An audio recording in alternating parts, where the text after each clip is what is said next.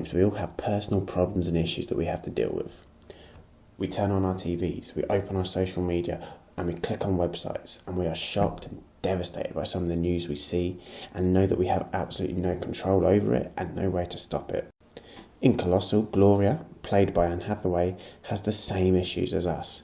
Is horrified by events she sees on the news, but there's one big difference. She realises she is controlling the events she witnesses on the news. Gloria has returned to her old hometown after a breakup with her boyfriend, who could no longer stand her constant drunkenness, unemployment, and lack of care and motivation to change her ways. When sleeping on the floor in an empty house is no fun, Gloria buys a blow-up mattress, and on her journey home is passed by Oscar, played by Jason Sudeikis, who invites her to hang out together at the bar he owns.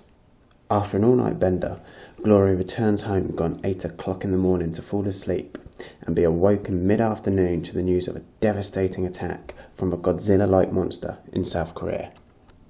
Another day, another late-night drinking session, and another attack in South Korea.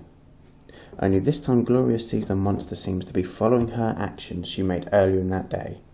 Realisation sets in. She is somehow, in some way, controlling the monster. Colossal really is a new take on the monster kaiju Godzilla formula. Rather than focus on the monster and how best to blow it up, we focus on the characters. Similar to Logan, this is a film that is about people, and it just happens to have monsters in it. Take away the monster and you still have an interesting film. You also have fully fleshed out characters. Anne Hathaway is great playing a failing at life alcoholic who is lovable despite making some frustrating errors. But Jason Sudeikis puts in his best performance to date. We know he can play funny and charming, but as we enter the latter part of the film, his acting chops are tested and he absolutely nails it.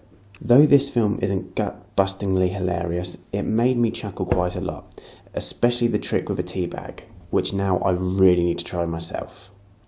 Its humour may not be for everyone though, as it can border on some dark humour. At nearly 2 hours long, Colossal does suffer from some pacing issues. Cutting 15 to 20 minutes off this film would help a lot. There's a side story with Gloria and Austin Styles' Joel, the mice for the chopping block, as when the credits roll we don't really have a satisfying conclusion to that story arc. All in all, I thoroughly enjoyed this film. Though its humour may not be for everyone, the story and the concept of this film is very fresh and original. Colossal doesn't fall into the typical monster movie tropes. It develops its characters, and don't be surprised to see this film being mentioned as a cult classic in the years to come.